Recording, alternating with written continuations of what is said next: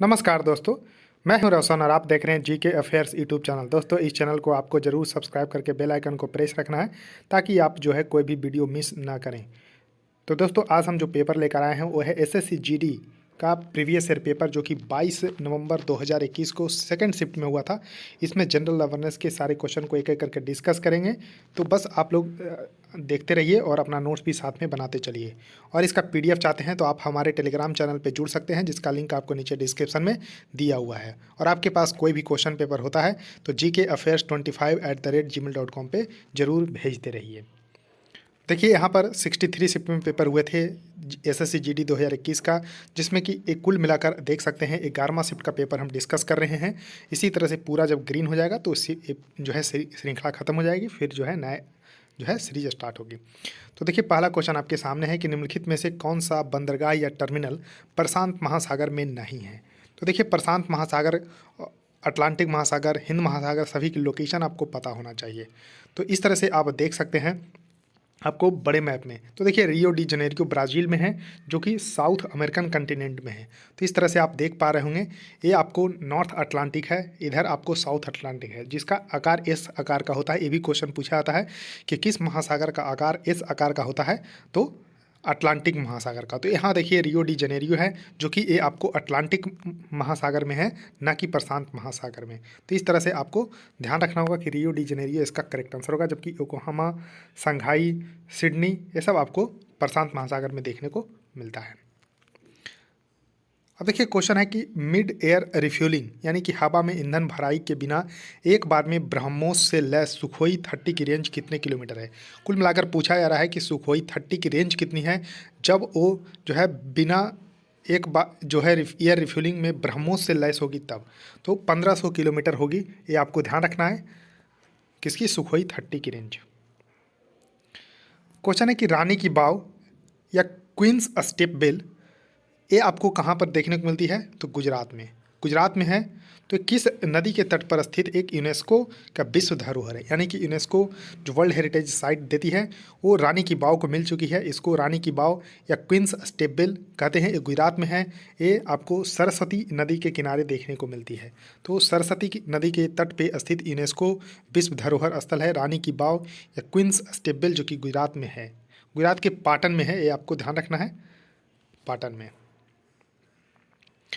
Question है कि चंदेल राजवंश के किस राजा ने कंदरिया महादेव मंदिर का निर्माण कराया है।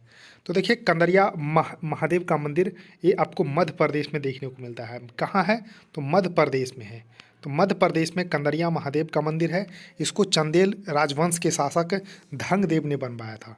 तो किसने बनवाया था, धंगदेव का। देखिए, क्वेश्चन बहुत इंपॉर्टेंट है, पूछाएगा कि कंदरिया महादेव के मंदिर कहाँ है, तो मध्य प्रदेश में है। किस राजवंश ने बनाया, तो चंदेल राजवंश ने। अब देखिए, क्वेश्चन पूछने लगे कि उसके कौन से राजा ने बनवाया, तो धंगदेव ने बनवाया था। क्वेश्चन है कि आपतित किरण, आपतन बिंदु पर लंब किरण और परावर्तित किरण सभी क्या होती हैं, तो समान समतल में होते हैं, अब स्थित होते हैं। तो समान समतल में स्थित होते हैं, इसका करेक्ट आंसर दूसरा होगा। इस तरह से आपको ध्यान रखना है, एक आपतित किरण, परावर्तित किरण, तो इस तरह से जो है आपको समान तल में होते हैं। क्वेश्चन है कि दिल्ली सल्तनत के दौरान निम्नलिखित में से किस प्रकार का कर जो एकत्रित किया जाता है। देखिए, कर एकत्रित यानी कि टैक्स जो है इकट्ठा किया जाता था, तो ये खराज कर, इसको ध्यान रखिएगा, एकत्रित किया जाता है दिल्ली सल्तनत के दौरान। देखिए, भारत में संविधान सभा के चुनाव कब हुए थे, तो देखिए जुलाई जो है 1946 में हुए थे। जुलाई 1946 में इसका चुनाव हुआ था, संविधान सभा का, कॉन्स्टिट्यूएंट असेंबली इसको इंग्लिश में बोलते हैं। इसका चुनाव जुलाई 1946 में हुआ था। अब देखिए, 1946 अगर ध्यान रखते हैं तब भी आप कन्फ्यूजन में यहाँ गलत मार सकते हैं, क्योंकि 1946 दो ऑप्शन में है, नवंबर और जुलाई। तो जुलाई 1946 में चुनाव हुए थे।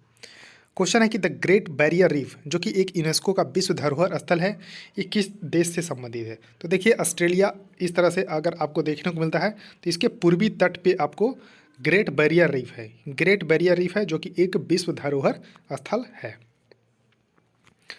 अब देखिए, भारत के संविधान के तहत कौन सा अनुच्छेद कहता है कि राष्ट्रपति के पास किसी दोषी व्यक्ति की सजा को कम करने या उसे माफ़ करने की शक्ति है। तो आर्टिकल 72 यानी कि अनुच्छेद 72 कहता है, जबकि राज्यपाल के संबंध में ये आपको 161 है।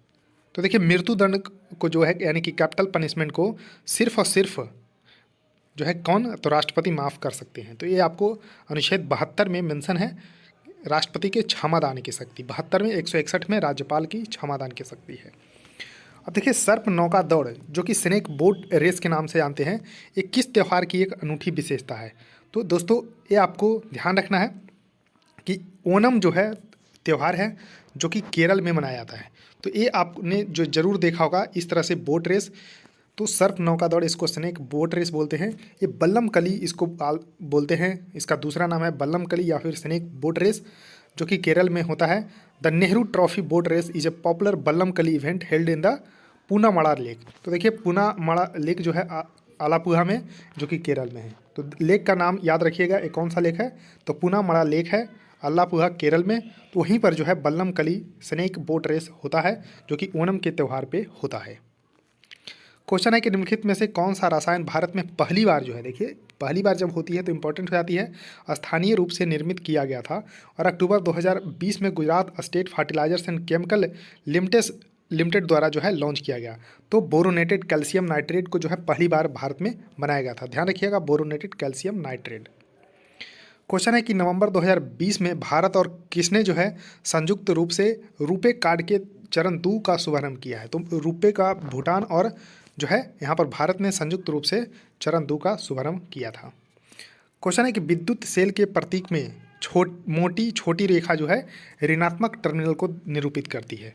तो ऋणात्मक जो है टर्मिनल ध्यान रखिएगा।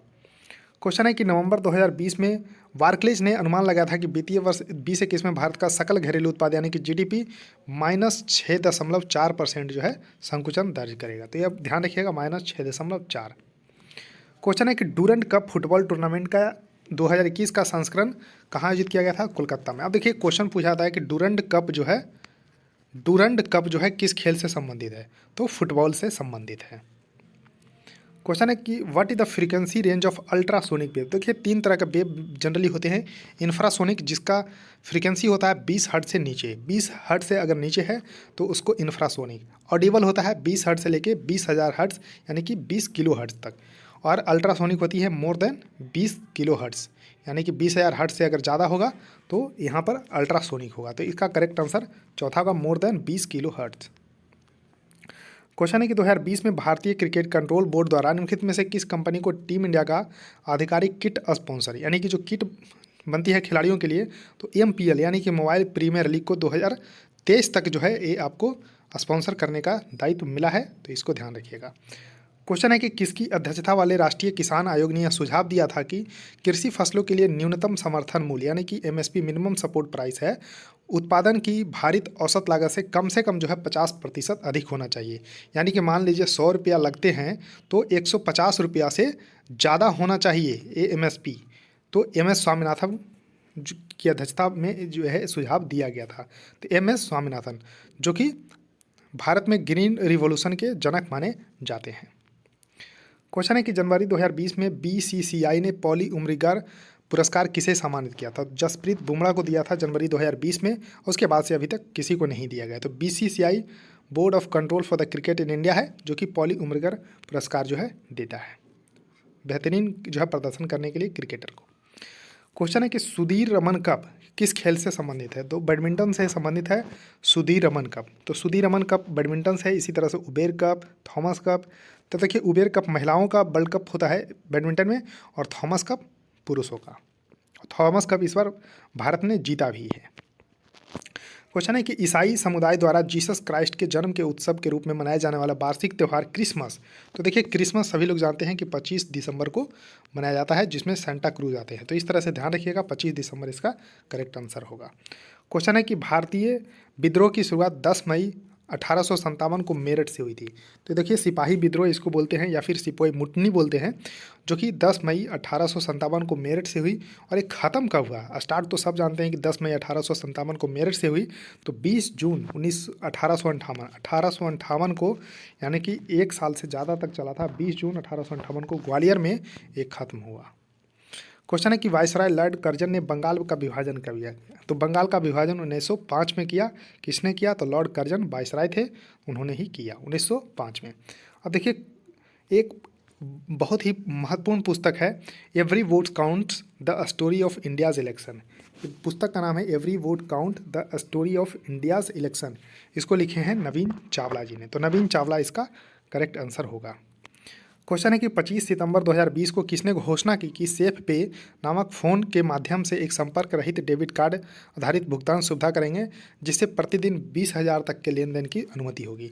तो आईडीएफसी बैंक है, आईडीएफसी बैंक ने ये घोषणा की है कि सेफ पे नाम से एक जो है संपर्क रहित जो है डेबिट कार्ड जो है आधारित भुगतान शुरू करेंगे आईडीएफसी फर्स्ट बैंक ने। तो इसको ध्यान रखिएगा, आंसर डी होगा।